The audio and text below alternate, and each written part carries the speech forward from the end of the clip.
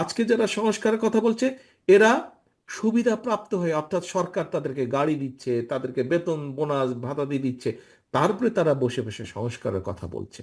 BNP এসব সুবিধার মধ্যে থেকে সংস্কারের কথা বলেনি। বিএনপি যখন সংস্কারের কথা বলছে, তখন বিএনপি রাজপথে স্বৈরাচারের সাথে যুদ্ধ করছে একদিকে, আন্দোলন করছে একদিকে, আর আরেকদিকে বিএনপি দেশ গঠনের কথা চিন্তা করছে।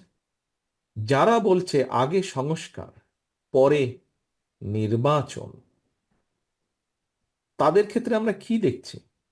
মুখে বলছে পরে নির্বাচন, কিন্তু তারা তো গিয়ে ঠিকই যে বিভিন্ন জায়গায় আমরা দেখছি নিজেদের প্রার্থী তারা ডিক্লেয়ার করে বেড়াচ্ছে। কোথায়? বিএনপি তো এটি করছে না। বিএনপি তো এটি করছে না। কারণ কেন বিএনপি করছে না জানেন? বিএনপি এই কারণে করছে না, কারণ সংস্কার একটি চলমান প্রক্রিয়া। সংস্কার কোনো ব্র্যাকেট বন্দি কোনো বিষয় নয় যে এতটুকু আসলো এতটুকু হলো হয়ে গেল। সংস্কার একটি চলমান প্রক্রিয়া। যেহেতু আমরা বিশ্বাস করি, সেজন্যই আমরা বলি যে নির্বাচন এবং সংস্কার এটি চলমান প্রক্রিয়া। সংস্কার চলতে থাকবে, কিন্তু নির্বাচন হতে হবে নির্বাচনের সময় মতন।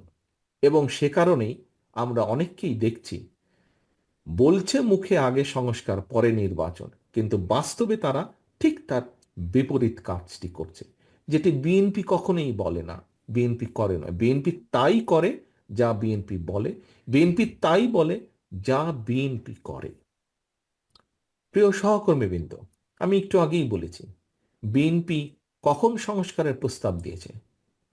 বিএনপি তখনই প্রস্তাব দিয়েছে যখন বিএনপির দেশনেত্রী খালেদা জিয়া থেকে শুরু করে দলের মহাসচিব থেকে শুরু করে শত হাজারো নেতাকর্মী জেলে বন্দী, যখন বিএনপির লক্ষ লক্ষ নেতাকর্মী ঘর বাড়ি ছাড়া, গায়েবী মামলার জর্জরিত, তখন বিএনপি দিয়েছে।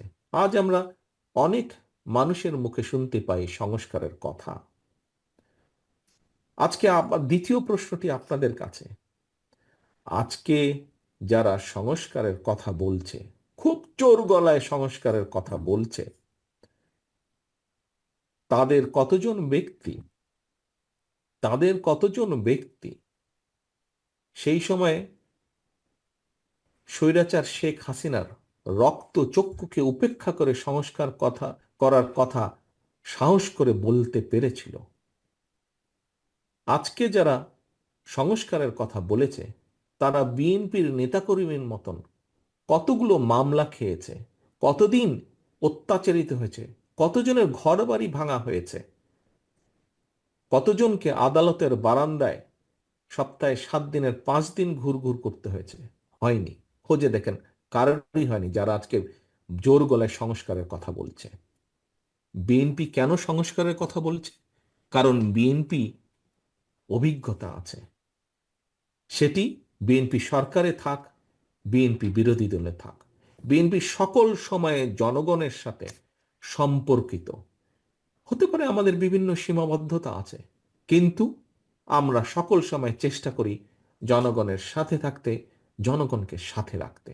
সে কারণেই আমরা কষ্টের সময়, নির্যাতনের সময় আমরা সংস্কারের কথা বলেছি।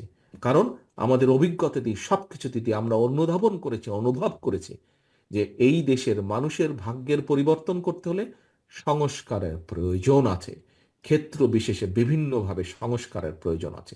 আর যারা শুধুমাত্র নিজেদের স্বার্থে রাজনীতি করে থাকে, দলীয় স্বার্থে হোক বা ব্যক্তি স্বার্থেই হোক রাজনীতি করে থাকে, তারাই মুখে একটা বলে, বাস্তবে কাজে তারা আরেকটা করে।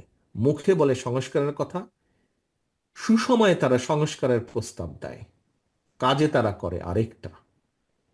প্রিয় সহকর্মীবৃন্দ, এটিই পার্থক্য অন্য রাজনৈতিক দলের সাথে বিএনপির।